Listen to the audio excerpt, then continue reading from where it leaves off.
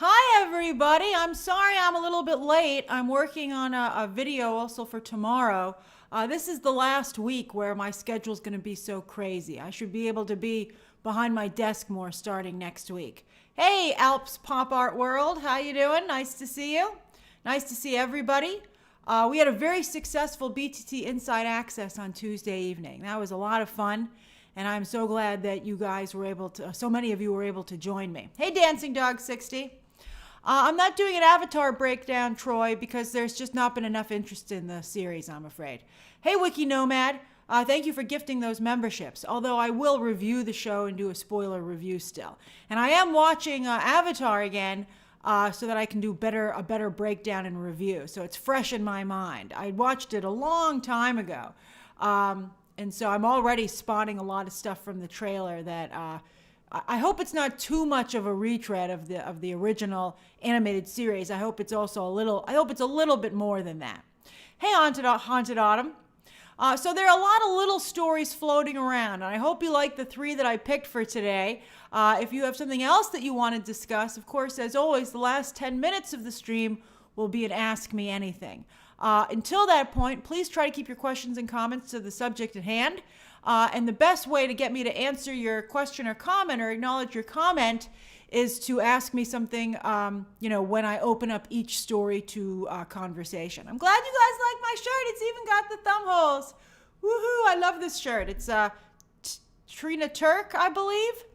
Some of the best shirts are swim tops. This is a rash guard. I buy a lot of rash guards and I wear them as shirts. Because I just love the patterns and the fabric and it is from Nordstrom, I think, SMR Goose. Just so I try to keep it interesting. I want interesting shirts on here, I got to make the poster frame pop. So I'm always on the lookout for a shirt that's interesting from here up. Something that's interesting on the bottom half of the shirt does nothing for me. I'm like, worthless. All right, so everybody, it's so nice again to see you. We're going to get started. Thank you for those of you who gift memberships. That's always very much appreciated. All right, everybody, here we go. Boopity boop, boop, boop. All right, story number 1. Boop. Oh, Doug Lyman versus Prime Video. Yet another talent decides to speak out against the corporate world. Will it blow up in their face? Probably. All right, so let's discuss. Now, the Roadhouse trailer, of course, came out today. I would have reacted to it, but I had some appointments I had to do this morning for personal reasons. I apologize.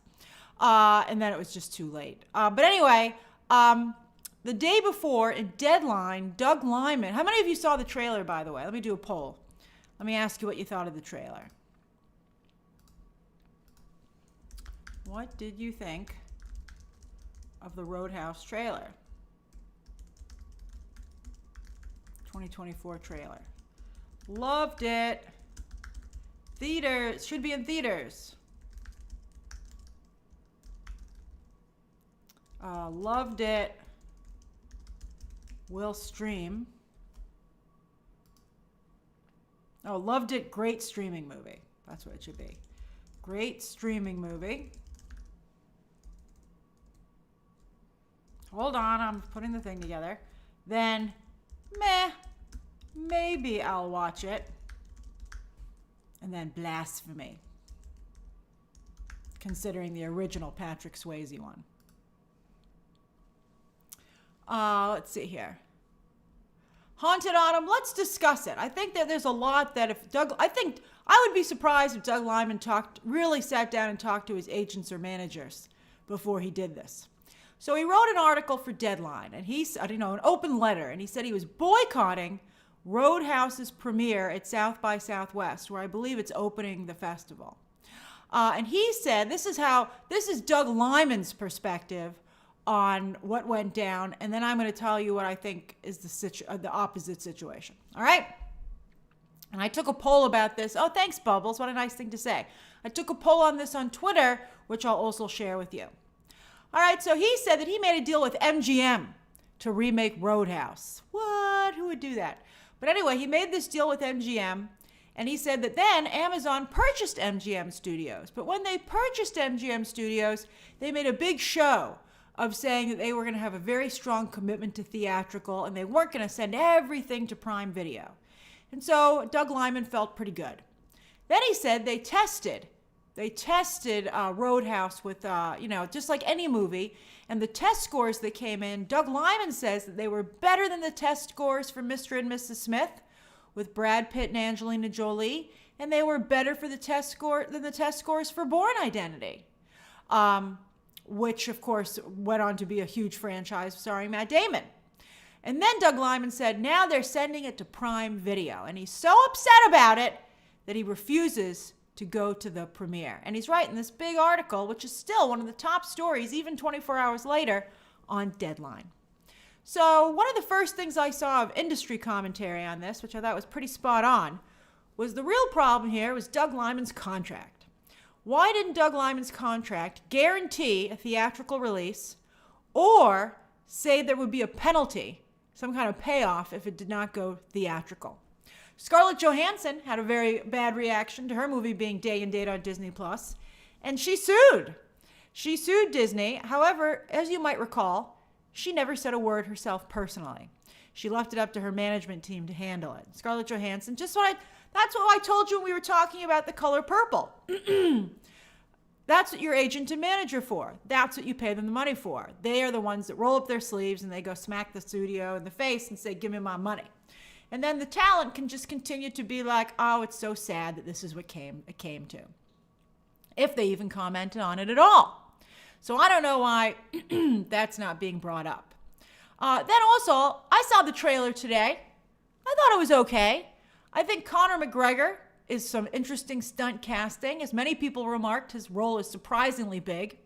I think it's pretty good when he says, here's a tip, never let anyone get this close to you. And then he smacks, he headbutts Jake Gyllenhaal. I thought that was pretty good. But he's an awful actor, like 1,000%. It's like really bad. But, of course he has a legion of fans. So the movie's got that going for it. But here's the main reason that I would not be complaining about this film being not having a theatrical release. If Doug Liman really wanted a theatrical release, he shouldn't have cast Jake Gyllenhaal. Now, I'm a big Jake Gyllenhaal fan. I love Jake Gyllenhaal. I think he's personable. I think he's talented. And yes, he did get the abs. But look at this man's box office. Oh my God, I'll see you in a minute. Hi, I'm still here. Hello. All right, so this box office is shockingly bad. I mean, it's not like this is Reacher and he's got Alan Ritchson in here. He's got Jake frickin' Gyllenhaal. And I think Prime Video might have looked up his numbers page, his page, this is the numbers website, and been like, holy crap. So here's the Ambulance, by the way, which was a great movie. It opened with $9 million and only made $22.7 million. And again, that was a great movie. If you're looking for something to rent or stream, go watch Ambulance. After the first 20 minutes, you got to get through 15 to 20 minutes. But after that, it's like amazing. Then look at all this other stuff that he's been in. All right. Well, Spider-Man Far From Home, he had nothing to do with that. Let's see here. So he did some streaming movies with Velvet Buzzsaw and Okja. Then he was in, Southpaw. That was a big boxing movie. Opened with 16 million, only got to 52. Nightcrawler. What a great movie. 10.4 opening. Only got to 32 million. Let's see. Prisoners. I loved Prisoners, although at my screening, people walked out. I love that movie, but only 20.8 million, up to 61 total. Some of you are saying there's End of Watch with 13, only up to 41 million total. Source Code. That was a great movie. 14.8, only up to 54. That's right, Mr. Magic. I mean, there's some great movies on here. Prince of Persia, he shouldn't have been in that. Zodiac, he was great in Zodiac, only got to 33. Brokeback Mountain, that did great, although I would probably account that to the film, the phenomenon, and a lot to do with Heath Ledger. Jarhead didn't hit. And then, of course, there's Donnie Darko. If you look at his average opening weekend is 13 million. Oh, my God. And his average total is 48.9 domestic. And then the average is a little over 100 million. Oh my God. Like, why would you spend the money for that? Let it be a big, that's right, Mika. He's doing a little better than Ryan Gosling. But, so maybe there's a Barbie movie somewhere in his future.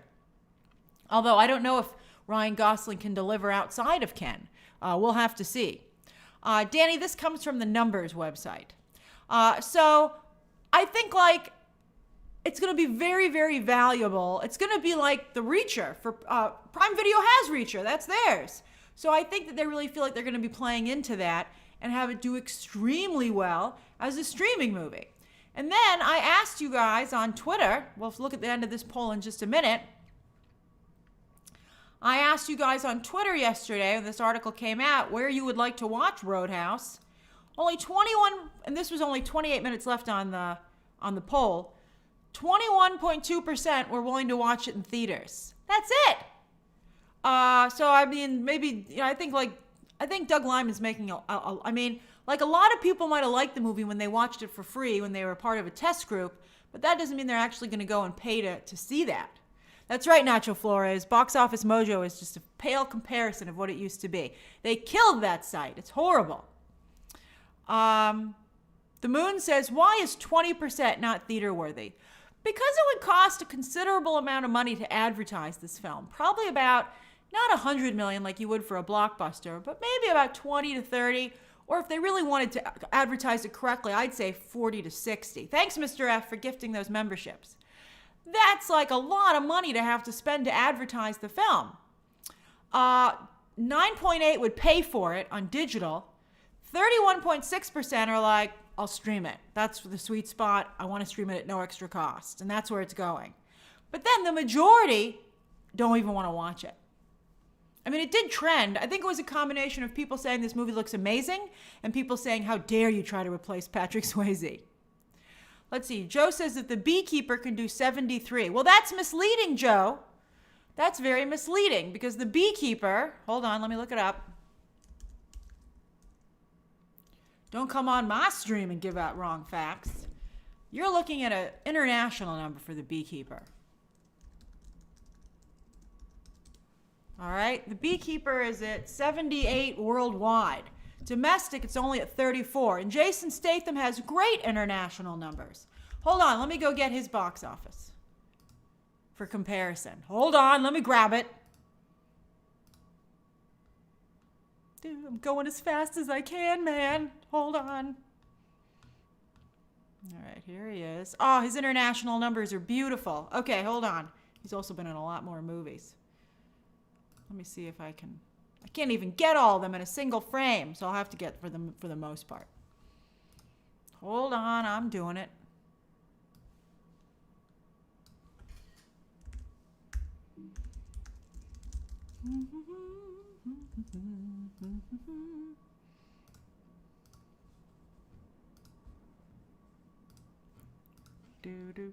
All right, pretty good turnaround. Okay, here's the Statham.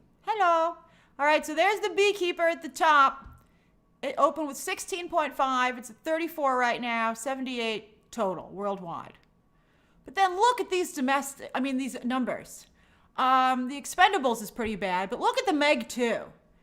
It opened at 30. It got to 82 domestic. But look at the worldwide number for the Meg. My God, does this man have fans overseas? 394.2. That's incredible. Then, Fast X doesn't count because that's not his. Wrath of Man is okay. That's a little weak. The Meg did extremely. The first Meg. I think a lot of that must come from China. Look at that. 527 for the first Meg. The Mechanic did okay at 125. Let's see here. His numbers are a little weaker down here. But I still think they're a little bit stronger.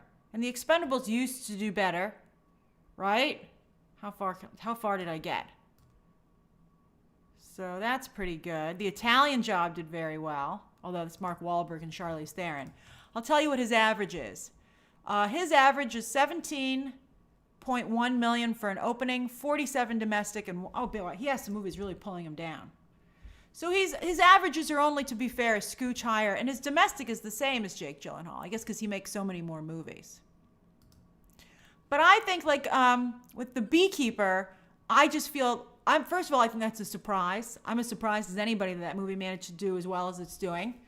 And I just think Prime Video feels it's not. Who released The Beekeeper?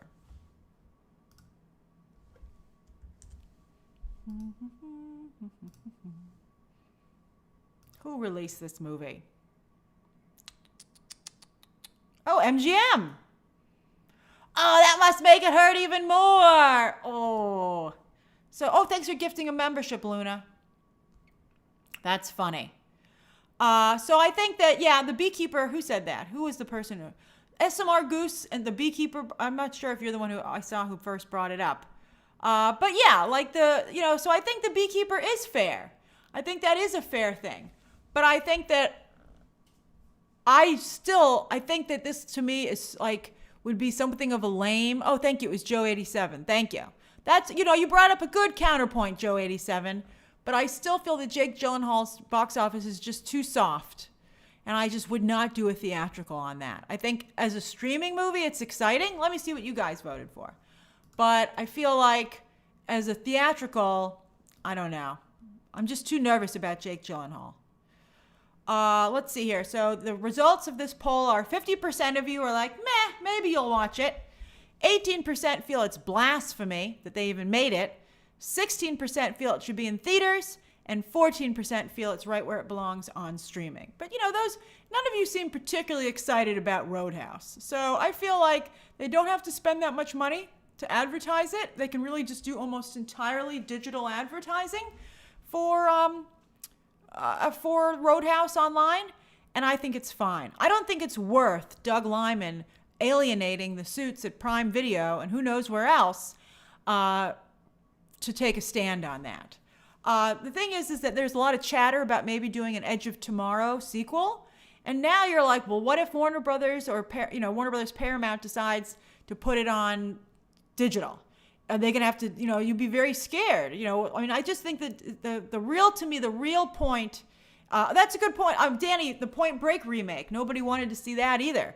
I would hope that this is better than that. But again, as you say, you'll notice that Scarlett Johansson never said anything. And I think the real thing here is that Doug Lyman should have had a better contract, where it demanded that it be theatrical or there would be some kind of penalty. Haunted Autumn says, Grace, I agree with you. However, with the largely vacated Q1 schedule, I feel like this might have done relatively well. But that's why The Beekeeper did well. This is coming out March 21st, right in the middle of spring break when there are going to be a lot of big movies. And so maybe they had to choose The Beekeeper or, that's interesting. Maybe they had to choose The Beekeeper or Roadhouse. And they went with The Beekeeper because it had Jason Statham in it. And maybe they chose right, interestingly enough. So I think that, Hollywood is very much like a political game. And I think you always have to weigh every action with what the potential results could be. So what do you guys think? Any questions or comments about this story before we move on to the next one? Adam says, Grace, maybe they should bring back value lower ticket price theaters and only show streaming movies. I don't know, Adam Byers. I worry about the behavior in that theater. It's already hard enough to get people not to be on their phones for a movie. If you're charging like $5, people might just pass time in there. MM92 says, hi Grace, can directors and actors negotiate bonuses for streaming films if they get certain numbers? I don't know how the streaming business works. Well, I'm not sure what the situation is for movies, but they have engineered bonuses for very successful shows. That was part of what the writer's strike was about. They can engineer those kind of bonuses, and I would think that Doug Lyman would be a big enough name that he could get some kind of bonus like that. But I guess obviously he could not get that.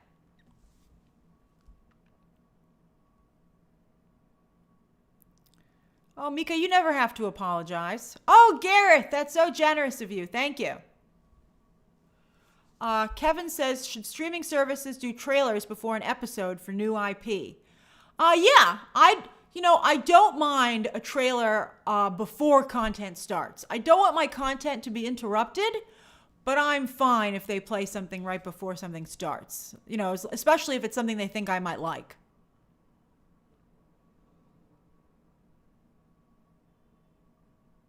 Look at Mr. F trying to fast forward. Just Josh, I would love to see Jake come back as Mysterio, but I don't know when that's going to happen. I don't know. I don't know what's taking so long. And he should have been in No Way Home. We were looking for 6. There was only 5. Let's see here. Paul Brunel says, could more directors speak up because he did? Maybe I would, if I were an agent or manager, I'd be like, please, that is what I am for. You're not supposed to I would, it's got to be real bad. And I understand why Taraji P. Henson spoke up. But I don't, and unfortunately she paid a price for that, which is really makes it even sadder. But I don't think that Doug Lyman is in a position, where he needed to speak up.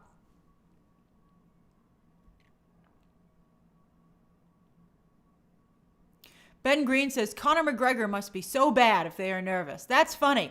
Is he so bad that he brings down the entire movie? I'd say based on the trailer, that might be possible.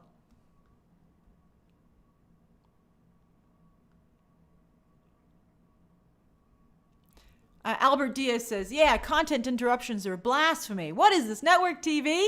The only streaming service I've seen do good interruptions is Peacock. And I actually, as I've told you before, I actually purchased something.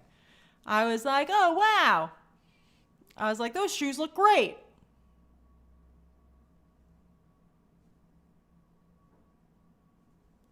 SMR Goose says, maybe agencies aren't doing what they used to. Too many clients. That's a real possibility, especially if they package it. They're more concerned with getting the package done than they are maybe getting the best deal for the individual. Heather says, that's right. The UFC fans, I think, will definitely boost this. But would UFC fans go to a theater, or are they more likely to click? I think the UFC inclusion both hurts and helps Roadhouse. I think that if I had to guess, I would say that Jake Gyllenhaal's box office track record and the UFC connection with Conor McGregor having such a big role, to me, that is what really guaranteed it going direct to streaming.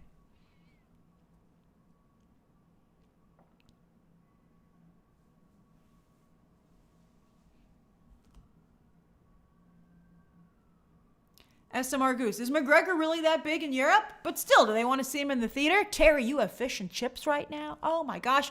I watched Archie, the Cary Grant biography, which was pretty good, on BritBox. They have a 7-day free subscription, so I subscribed for free, and then I watched it in 2 days, because it's only 4 episodes. I thought it was really interesting, but a couple of times throughout the miniseries, they ate fish and chips, and it was the most delicious looking fish and chips I ever saw. It looked as good as the fish and chips in Epcot at the Rose and Crown pub. Hey, writer boy. Oh, Heather, you liked Archie too? Oh, I'm so glad somebody else watched it. But I haven't been to England in a very long time, or else I'd be eating traditional fish and chips.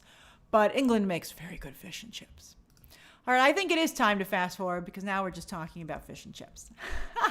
Joe watched Archie too. Oh, that's awesome. All right.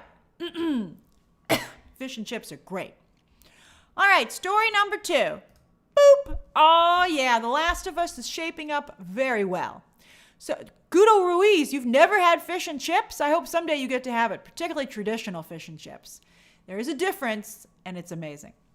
All right, so The Last of Us did pretty well at the Emmys. It certainly got a ton of nominations. And at the Creative Emmys, it did extremely well. Those are the Emmys that aired the week beforehand. Hey, Mark Lavelle, thank you for gifting 5 memberships. It's nice to see you again. So it won at the Creative Emmys. It won Best Guest Star for a Drama for both male and female, Nick Offerman and Storm Reed. It won Best Title Design, Prosthetic Makeup, VFX, and then a bunch of craft awards as well. Now it's shoring up, I think, its season 2 chances. I'm still a little nervous about the Abby casting with Caitlin Dever. I hope they really lean into the duality of Abby and Ellie, played by Bella Ramsey, to make that work. But yes, so here are the directors that they've lined up for season 2. Oh, it's exciting. So yes, Kate Herron, woo! I wish that they'd gotten her next to a picture of the Loki logo, but that's if you had a bigger picture of this, you would see it there. But she's in front of the Disney Plus logo instead. But woo, she's had a rough time of it. Remember, she didn't come back for Loki season 2 because she said she had other things that she was doing. Well, they never materialized. But luckily, she got this. So I'm very happy for her. And then that gentleman on the left there is Mark Malode, who directed Succession episodes aplenty. That's very exciting. Tons of Succession episodes. And the movie The Menu. That was his, with Anya Taylor-Joy and Ralph Fiennes and Nicholas Hoult. So that's incredible. Those are the two big gets.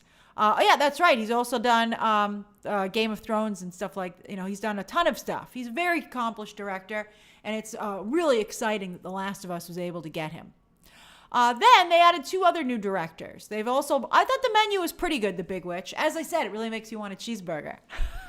I'm a little hungry. But I think I liked The Menu. I got to watch a screener of it, and I thought it was a really good thing to watch at home. I really don't know how I would have felt about it in theaters. But it was certainly competently directed, and I really do like Mark Malode's work. Then they also added Nina Lopez Corrado, who's directed episodes of Perry Mason and The Nevers. Love me some Perry Mason.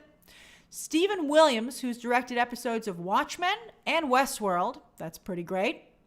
And then they're bringing back Peter Hoare, who directed, of course, the iconic episode 3 with Nick Offerman. So I'm just and Murray Bartlett. So I'm so happy that Peter Hoare is coming back. Although they said those characters will never return, but maybe they were just doing a fake out. Then they also have. I would love it. Do you want a flashback? Would you like that a flashback? Let me ask you. Would you want a Nick Offerman, Murray Bartlett, The Last of Us flashback episode? I'm doing a poll. I'm doing it. Here it comes. Yes. No. There's only two options. I guess you could say you don't watch the show, but who doesn't watch the show?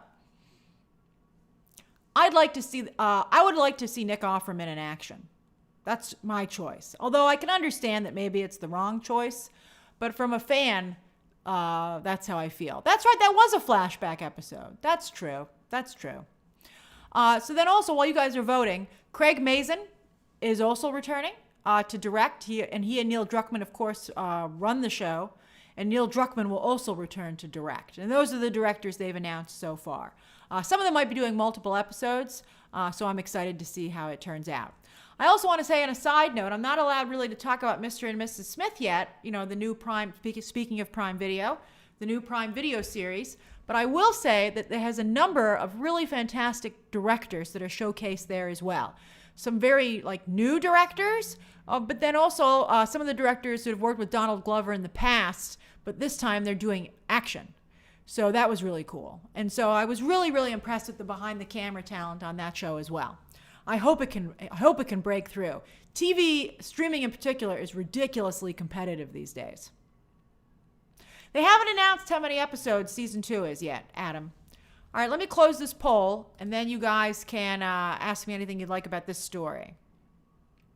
Hold on. There we go. All right. No, 65% of you say don't do it.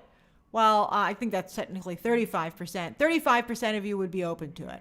Looks like we shouldn't do it. Bye, Rashad. See you. Interesting. Looks like we're not going to be able to bring him back.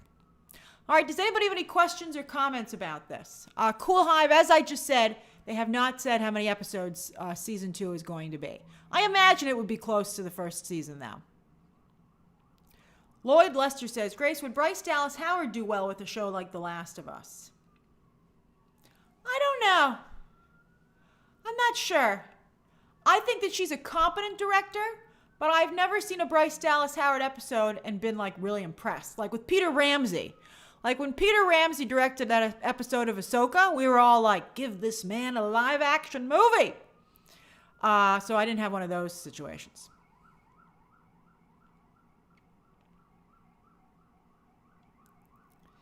Danny, I'm not sure if Craig Mazin is writing all the episodes, but he didn't write all the episodes last time. Didn't Neil Druckmann write an episode? I'm sure he has a hand in all of them. He is the showrunner.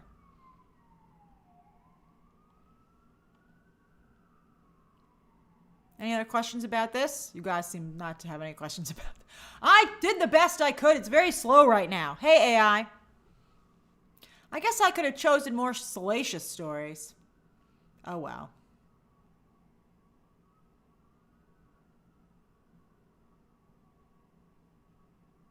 All right. You want more, Mr. F? That's funny. Okay, let's go on to the next story. All right, story number 2. Boom, baby. Let's talk about Alec Baldwin. So Alec Baldwin thought he was free and clear. I believe he settled in terms of a monetary settlement with Halna Hutchins' widow and her family. But the state, I think it's New Mexico, right? They came back and they're charging him again with involuntary manslaughter. Now, before we get started on this story, I want to say that there was a photo from the film floating around where he actually is pointing a gun in character, probably very much the way he did when the gun went off, because he says he didn't pull the trigger. And I was tempted to use that picture, but I felt it was really inappropriate. I can't believe they're still planning to release this film. And I thought I would rather show a picture of the cinematographer that was killed instead. Halna Hutchins. That's her below. Because I just felt that was just too sensational, and I just didn't think that was appropriate. Thanks, Trouble Latrice. All right, so the reason that I'm covering this today is that yesterday SAG came out and they made a statement. And I always think SAG, for some reason, is always on the wrong side of things. They did a horrible job with the video game situation and artificial intelligence. People are very upset about the contract details with the new SAG studio deal, also regarding artificial intelligence. And SAG released a statement saying that an actor's job is not to be a firearms expert. And part of me feels that maybe they did that because they're worried about setting a precedent where other actors could be held liable. But I don't think that they would be. I think they're missing the whole point that Alec Baldwin is not just an actor, but he was a producer, the producer, one of the main producers. Thank you, Stephen Carrier. It's Helena Hutchins. Thank you. But Alec Baldwin is a producer on Rust, and he was responsible for the horribly unsafe conditions on set and the very incompetent armorer that he hired. In fact, the set was so unsafe that most of the crew had walked off in protest because they felt it was dangerous. And unfortunately, Helena Hutchins had made the unfortunate call to stick with the movie. If she had walked off set as well, she would still be alive today. That's very, very sad. So I think SAG has a lot of nerve, to be honest with you, weighing in on something where it's not totally about just an actor. Alec Baldwin I do not think being sued totally in the role of being an actor. So I think that, everybody always sometimes feels that actors are just out for themselves and they don't care about anybody else on set. Actors have to constantly fight that very negative image of them, that stereotype. And I think situations like this don't help. So Hannah Gutierrez Reed, her father is he's an extremely famous armorer. She is having a separate trial because, they're both being charged with involuntary manslaughter, and she is also being charged with evidence tampering. So, it gets even worse for her. Like, evidence tampering? That's so bad. All right, now, here's the thing. Now, with involuntary manslaughter, you must prove criminal negligence, which means not just carelessness, which is all you need to prove for a civil trial, but for a criminal trial, you have to prove reckless, wanton, or willful disregard. Now, I feel that Hannah Gutierrez Reed definitely qualifies for that. And I would actually say that if I were a jury member, I feel pretty strongly going into the case. I don't know what his evidence would be, but I feel that Alec Baldwin does qualify for involuntary manslaughter. I really do. And not as the actor so much as, I think kind of as an actor, but definitely from the producer standpoint. Now, he's claiming that he did not pull the trigger, that the gun accidentally fired just when he was holding it, and he swears that he would never point the gun at somebody. which you're not supposed to do. You're supposed to follow, I believe it's called the 10% rule, where it's an angled 10% off the target. So it's a visual cheat. So the camera makes it look like you're pointing at the target, but in fact you actually are not, so that no one's not in any danger. The point is that he was pointing it at her because she was shot and killed. And then the forensics team is saying that the trigger had to have been pulled in order for the gun to have gone off. That they're saying, I mean, I would have to see how they could prove that, but their argument is that they can prove that he pulled the trigger. Just Josh, there shouldn't be real guns on set. It's done to be cheap, so you don't have to add the cloud of the blast in post. They really should just be using rubber guns and doing this discharge in post, but this movie didn't want to pay for it. So they were using real guns, and they were supposed to be shooting blanks, although sometimes even a blank can be deadly. It's extremely, extremely dangerous, which is why you need weapons training. And I've seen a number of reports that Alec Baldwin, even though he might have had weapons training in the past, witnesses said that he was not paying attention to the weapons training on set for this film in particular. Real bad. And at the end of the day, someone's dead. So I feel involuntary manslaughter. I feel he qualifies. I mean, again, I haven't seen all the evidence. But if I were a juror going into the trial, that's the direction that I would be leaning in. So anybody have any questions or comments about this story? And then you can ask me anything you would like.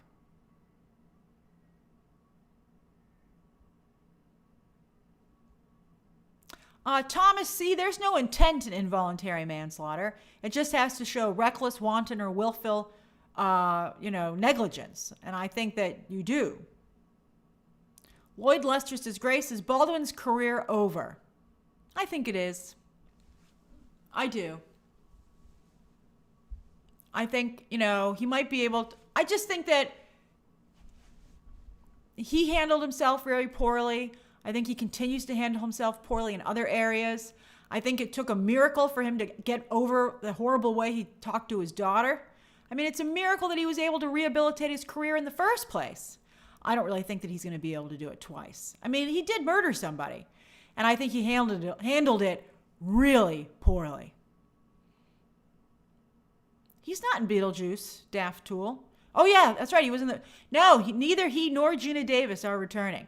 I mean, it would have been fun if they had like a surprise cameo before this happened.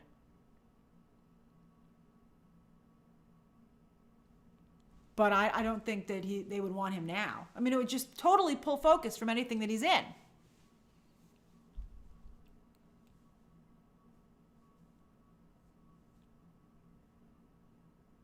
Austin Williams says, it was so jarring seeing him pop up in SNL last month. Can't look at him the same. I would agree. I think I saw that episode where he popped up. Just Josh says, could this change the way people use guns on the set of movies? I think that it will, for sure, which is really crucial. I think that I would like to think it would change it because people wouldn't want this to happen again. But the real reason is that nobody's going to want to have a legal problem. And nobody's going to want to go to jail for murder. And so that's the reason that everybody will not do it. Which is sad that that's what it takes. But everybody's going to be like, it's not worth it. It's just too much of a risk. Like if you were an actor, you'd be like, don't put that in my hand. I would only handle a rubber gun.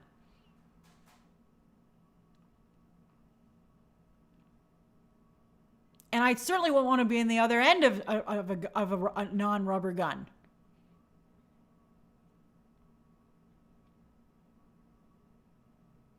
That's right, Mr. F. Visual effects are so easy to do these days. I mean, you can hire an intern to do it. That's how easy it is to do that kind of level of VFX.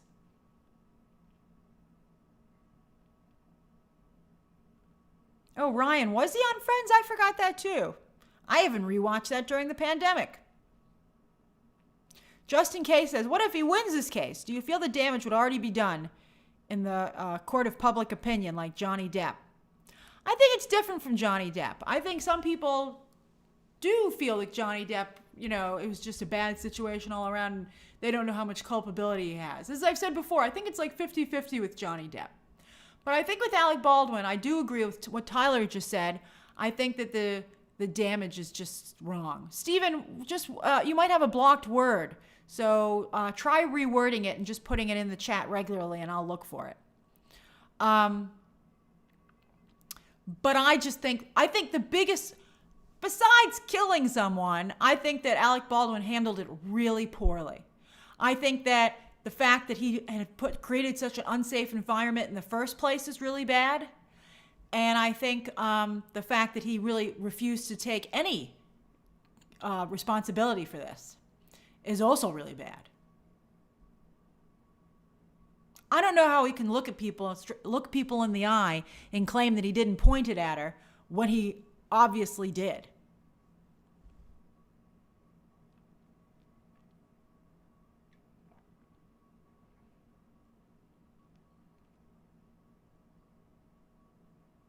And then for some reason he was fighting with Palestinian protesters. I mean, it's like, Alec Baldwin, what are you doing? Just stay home, buddy. Danny, the Rust movie is an independent film, yes. Well, Riley Steele, it's interesting you bring up Tom Cruise, who does take set security very seriously, and that's why he was yelling at those crew members for endangering the whole production. CT agrees that he should definitely be charged for creating an unsafe work environment. I feel he should. Stephen, I'm sorry that your comment can't come through. There are some blocked words. If it doesn't come through, Stephen, DM me, and I will make sure I answer it after the stream. All right, let's move on to the next story, okay? All right, there's no more stories, so it's Q&A time, woohoo! All right, it's 7 o'clock. Woo, it is late. You can ask me anything you'd like for 10 minutes, and then I must go. Dancing Dog 60 says, Grace, I'll do shout-outs, though, as well. Dancing Dog 60 says, Grace, whatever happened to Catherine Bigelow? Why is she never mentioned when it comes to directing a big project, like, say, Supergirl? Well, I think she really dropped the ball with Zero Dark 30. I'm really tired of seeing female directors crack under pressure and disappearing. I really, what happened to Patty Jenkins is so frustrating. I really want to see one stick around. So that's why I'm so happy about Greta Gerwig. By the way, I didn't get to mention this when I was talking about the Barbie snubs, and I don't want to talk about it too much anymore because I made my points. But one thing that somebody brought up, which I thought was great, was that Greta Gerwig has directed 3 movies, Lady Bird, Little Women, and Barbie, and all 3 of those movies have been nominated for Best Picture. I mean, isn't that incredible? She's only made 3 movies in her career, and they all got nominated for Best Picture. Yet she's only been nominated for Best Director once for Lady Bird. She couldn't get a Little Women nomination, and she couldn't get a Barbie nomination. I mean, I just think that's horrible. Let's see here. CCC says, I think the prop person is at fault. Why would someone leave a loaded gun on set? I think that's true, but Alec Baldwin hired someone who was ridiculously incompetent. I think that anybody could take one look at this Hannah Gutierrez Reed and her lack of training and her behavior up until that point and be like, she's just a disaster waiting to happen. Chico says, what are your thoughts on Sofia Vergara's Netflix show? Do you think will be another Inventing Anna? I actually don't see it connecting. I think it's too much like Narcos, but yet it's not Narcos. I wish it were just another season of Narcos. I think it would have a better chance if that were the case. The Moon says, do you see your approach to using Twitter to determine what's newsworthy changing anytime soon? Is it still a fair representation of what everyone off Twitter is excited about in film and TV? I think that I've adjusted it, The Moon. I do still think that trending is important. But I do think that it's a different situation now, and I think that things can really hit even if they don't do well on Twitter. And I think sometimes things cannot do well even if they're big on Twitter. But I think it would be ideal for a project to be successful and be big on Twitter. So I think that that's still part of the conversation. Although the quality of the Twitter experience is degenerating very quickly.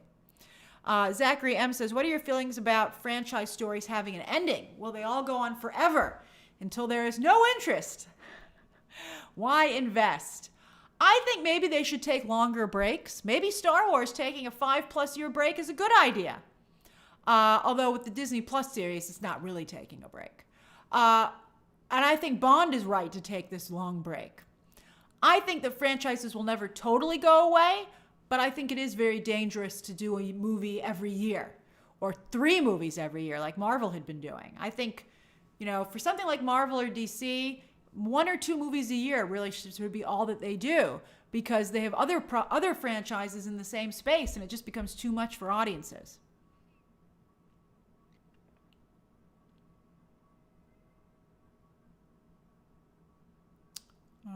Let's see here. That's right, Poke. Chloe Zhao also imploded. Matt says, hey, Grace, John Boyega has been cast in a Book of Eli prequel. What are your thoughts? I think if they keep all the pro-religion stuff in this, it might have potential. Well, isn't that going to be a streaming show? Which is hilarious because he, of course, infamously had said, don't Disney Plus me. And now he's streamed himself. But I do think that's a great project for him. I think that's a great choice. I've really enjoyed him in a lot of his recent projects.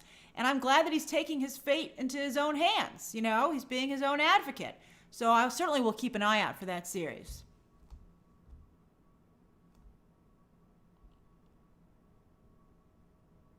Sensation says, are you going to watch Shogun on Hulu and FX next month? I am. I'm hoping to be able to review it because I think that's going to be great.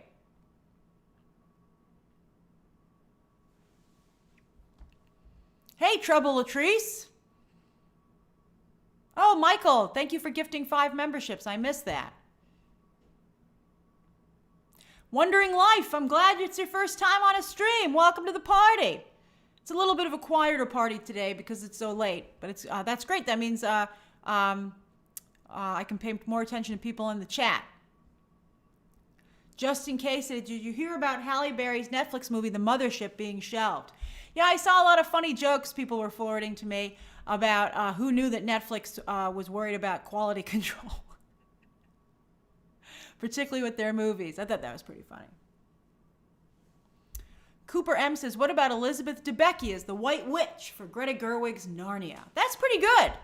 I think that's a good idea, but is it too much like Tilda Swinton? I really trust Greta Gerwig. I trust her entirely. Alex Quizeta says, Quiet Place Day 1 trailer, rumored to debut during the Super Bowl. I think that's a perfect Super Bowl matchup. Oh, I can't wait. I'll be reacting.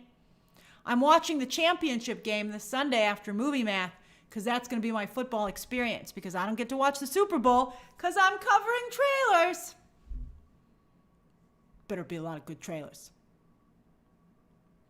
Danny says, what are your thoughts about Meg Donnelly or Millie Alcock being cast as Supergirl? I wouldn't be surprised if that Supergirl movie never happens, to be honest with you. But let's see.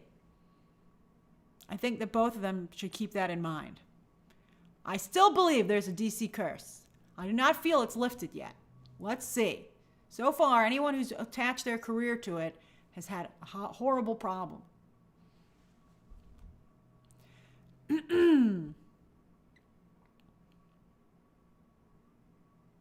Hey, Casey, I'm sorry you missed the stream there.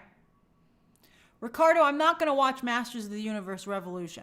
SMR Goose, they haven't confirmed a Deadpool 3 trailer for the Super Bowl, but, I mean, how could they not have that? Everyone's expecting it. Ryan Reynolds is very business savvy. I think it would be ridiculous. Thank you, Franco, for gifting 5 memberships. I appreciate that so much. Sensation says, do you plan to cover Comic-Con in person this year? No, I don't cover Comic-Con in person. I haven't covered it in person ever since, I might have told you this story before, but the last year I went to Comic-Con in person, the videos that did the best, even though I was getting all the big interviews behind the scenes, all the big talent, the interviews that did the best were the ones that I shot in my hotel room. And I have to pay for my own travel expenses as an independent news organization. So it's not, and I can get my content up faster if I'm just covering it from here. So I'm not going to go in person.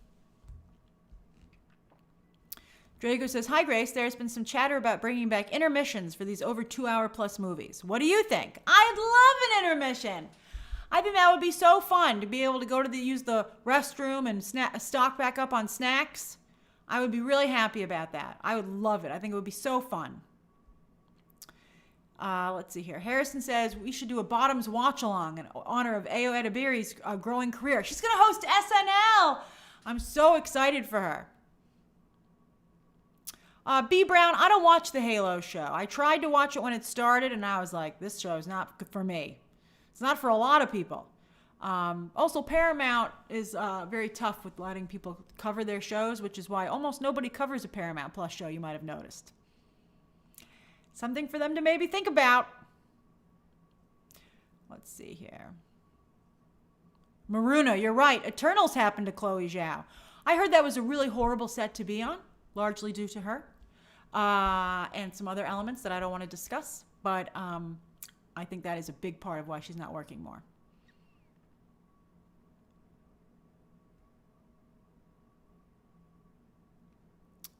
Let's see here.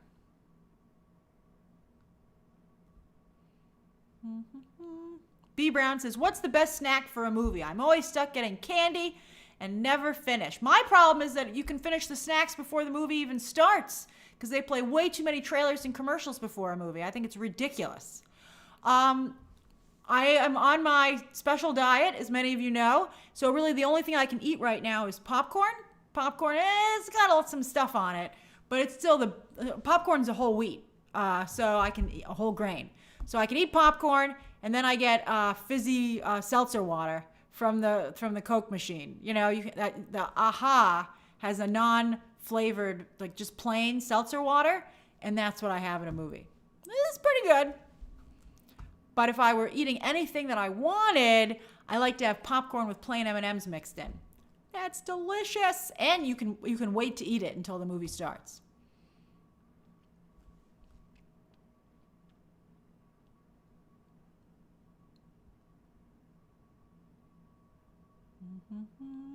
Dr. Long Monkey, don't knock it till you've tried it. It's good, and it's very healthy. Mandito says, Grace, do you have a favorite character from The Last Airbender?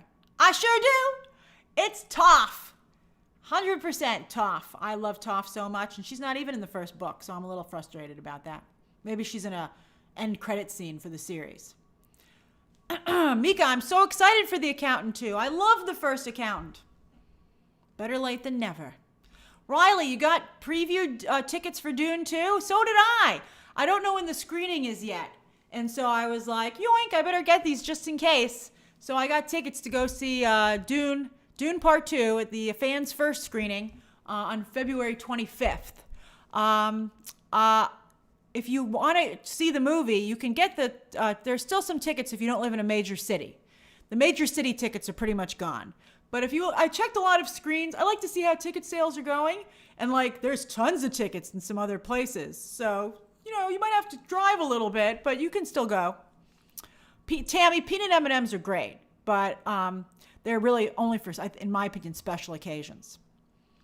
Mr. F says, thanks for doing a later stream once in a while. I can't make the early ones. Oh, that's great. Oh, that's the good thing about switching the time around. Michael, chocolate-covered almonds are also very good. I can also eat almonds, but I can't eat the chocolate. But AMC just launched their own candy, and they have chocolate-covered almonds, peanuts, pretzels, and raisins. And during the holidays, I tried them, and they're actually quite good. Casey Smith says, I just got my Emerald badge. Ooh, I like your cat picture too. Love your coverage. Would you ever consider doing Man on the Street again or having a correspondent? I would be nervous about doing Man on the Street today. In fact, one of the reasons I stopped doing Man on the Street outside the theater was that I almost got punched in the head when I was filming. Luckily, the gentleman decided not to punch me in the head, but if he could have, if he'd wanted to. And I only found out once I was done with the interview. And so you're just really way too vulnerable, particularly as a woman. So I would be nervous about putting myself in that position.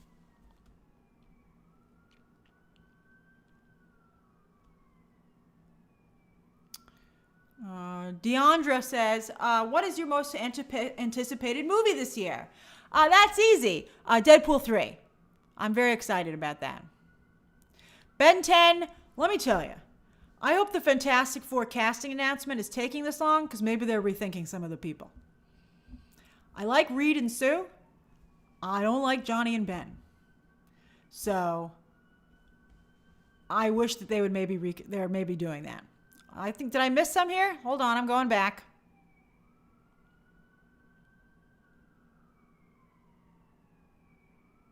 Future movie actor says, did you hear how a while ago Callie Spaney said she wanted to play Catwoman?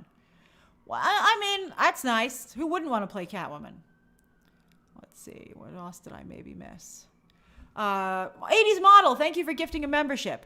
Guto Ruiz says, what are your thoughts about Ryan in America supporting Margot after the snub? I think they have to do that, but I'm glad that they did that. I'm very happy that they did that. I think they both handled it very nicely. Heather, I'm very excited about Argyle, and it's been screening some places, so I'm amazed the secret identity of Argyle has not leaked.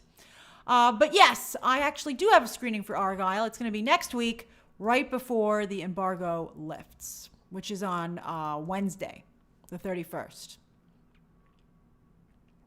Oh, there we go. Man on the Moon reacts. How did you like Trolls 3? My way of sneaking in a review.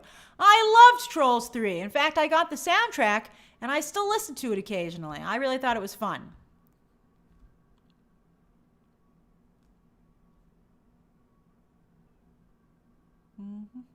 Mendito, I'm so happy you got gifted a membership. That makes me so happy.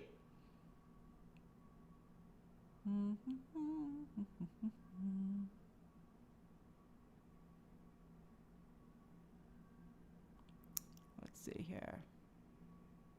B. Brown has cocoa-covered almonds and super seed chunk mix. That sounds pretty healthy. Hey, Brett Crandall. Let's see here. Oh, I'm way over because I love talking to you guys. Kareem Worrell says, where is Josh Trank? Is his career just in the toilet after Fantastic Four? I think that in the Al Capone movie, which did not redeem him. I think he's done. Hey, Zach. I'm sorry you're not feeling well. All right, let me do shout-outs. Okay.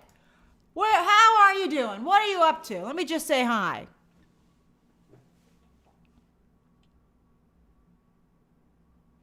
Future movie actor. Oh, did the Barbie snubs get a subsection on Wikipedia? I'm glad they did.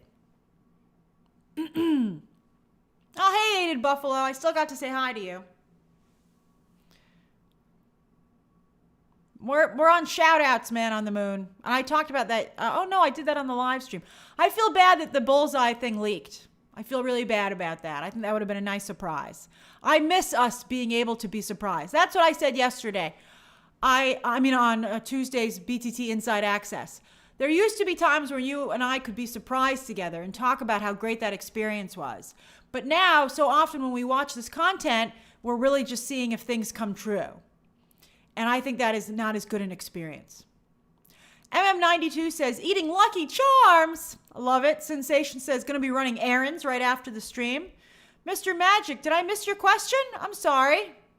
Melmac Jorgensen, I love that name, says, grading tests in my classroom and listening to you. Well, Graymo says, hi, Grace, in rainy Atlanta, sitting in my massage chair after work. I'm glad that sounds like you're victorious after a long day. 80s model is cooking pasta and watching X-Men Evolution. Oh, I love that. Well, Brett Crandall is doodling, working on a graphic novel. Oh, that's exciting. Haunted Autumn says, carving a roast with parsnips and garlic sauce in Minnesota. Ooh, you fancy. Just Josh says, just eating an apple, headed to bed shortly. Oh, I'm glad, an apple a day. Guto Ruiz says, thinking about what I will eat and if I should watch He-Man. Sure, someone said it was good. You can always turn it off. Sean McGuire says, hello from Delaware, eating Wendy's nuggets with fries and a Frosty. My God, Sean, you're making me so hungry. Dipping the fries into the Frosty, of course. I've never done that. Bye, 80s model. Kareem says, hey, Grace, any tips on how to make good whole wheat pasta? So far, it's been a gross fail. Oh, I'm sorry. Thanks for gifting some memberships, Bug. Kareem, I think DeCecco makes a really good whole wheat linguine. That's what I like to have. And also Whole Foods makes a very good whole wheat spaghetti. I think at first it's not great, But I think after you've eaten it a couple of times, it's quite delicious. If you put tomato sauce or just some Parmesan cheese on it, I've come to actually really like whole wheat pasta. I agree with you. At first I was like, disgusting. But now I'm like, oh, sweet, delicious whole grain pasta. Maya Dewey says eating chocolate Swiss rolls. I've never heard of that. Chico says mentally preparing for my last day at my second job tomorrow. What a long day. You've had a tough time, Chico, but I'm sure you'll get through this. Cooper M is eating Skinny Pop in Dallas. Well, look, Aubrey Smalls is making spaghetti right now. Bug likes whole wheat pasta. Everybody loves pasta with Parmesan cheese. It's delicious. Rippy says, hey, Grace, from the Bay Area. Frost is getting crazy busy with Valentine's Day on your cupcake company. I looked up your cupcake company. Oh, yeah, that's right. The 49ers might be in the Super Bowl. If anyone's in San Francisco, check out Frost Cupcakes and say hi to Rippy. Let's see here. Ben 10 says, enjoying the live stream in France, going to bed. I love you too, Ben 10. Bonne nuit, as I always like to say now. Well, David is waiting for a Five Guys delivery in Phoenix. Oh, delicious. I've never had Five Guys, though, but I do enjoy a good burger. Let's see here. Shahar says, I just had ceviche. Ooh, you fancy, too. Well, KP Production says, on my roof in sunny LA, just had an interview for a job at a big production company, using the live stream to unwind. Oh, fingers crossed, KP. But I think just the fact that you got the job interview is promising. And if this one doesn't work out, hopefully it does. But if it doesn't, I'm sure there'll be other interviews soon and you'll land at the right place. Let's see here. Pixie Mermaid says, it's going to be 49ers versus Ravens. Let's see. Let's see. I agree, Ben 10. Austin Butler will be a great Johnny Storm. I feel bad that right now that's not the case. I really hope that they are delaying it because they're still futzing with it. I hope Kevin Feige's like, I think I could do a little better. We're all like, you could.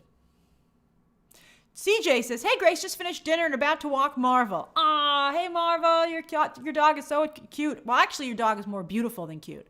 Very beautiful dog.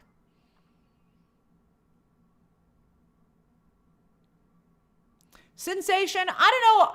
I feel bad for Taylor Swift. I feel bad for Taylor Swift. I don't even want to talk about it. But I think it would be better for everybody, including Taylor Swift, if we just took a break right now.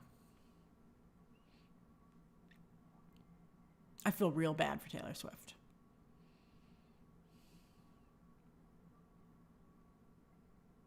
I've never had red lentil pasta. I don't know how good that sounds. I'll be honest.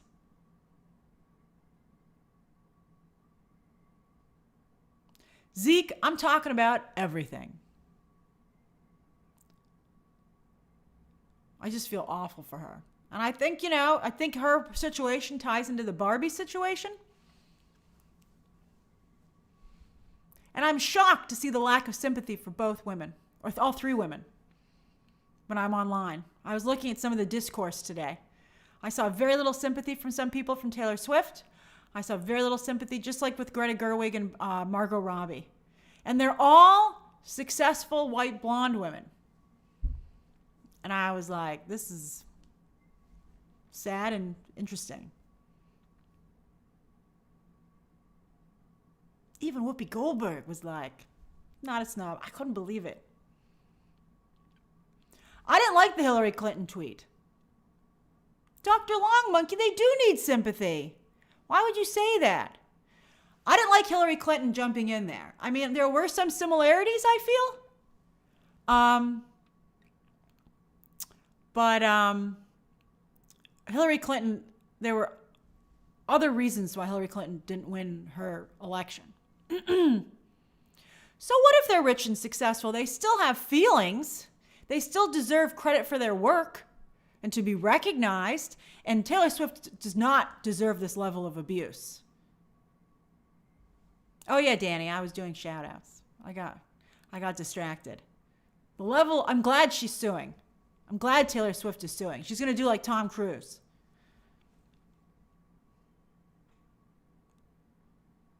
But I'm just really shocked that no one felt bad for any of those women.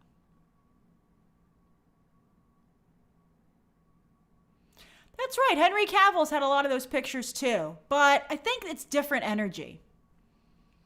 It's different energy, you know? I mean, those pictures are around a lot. But I feel like the energy behind the Taylor Swift thing was similar to the energy behind Greta Gerwig and Margot Robbie not getting nominated. There's a cruel aspect to it.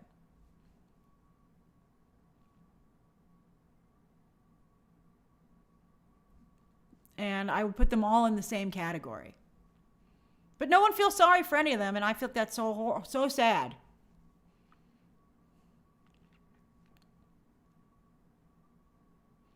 Now, does anybody have, let me do a couple shout outs.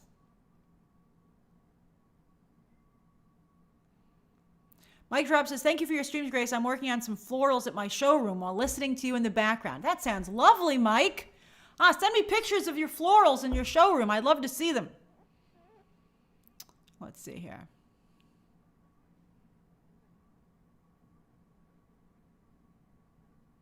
Infinite Gamer says, it must be a pasta day because I too am having spaghetti in Phoenix. That's great. Cooper, there will not be another stream this week, but there will be 3 streams again next week. Usually when there's a BTT Inside Access, there will still be 3 regular streams. But I unfortunately had too many personal obligations this week that I couldn't move. So I apologize.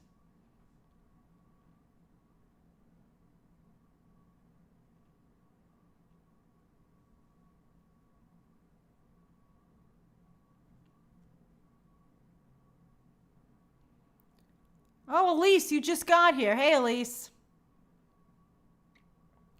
Bug, Taylor Swift is a great person. I love Taylor Swift. I think she's fantastic. Riley, the next BTT Inside Access will be in February, mid-February, after the Super Bowl. Hey, Zay! Hey, Jen Lugosi. Loved your stream. Always glad to see and feel that you're passionate about your work. Thanks, Jen. That means a lot. And B. Brown is having fish. And Ben 10 says goodbye, everybody. Well, on that note, I better bounce too.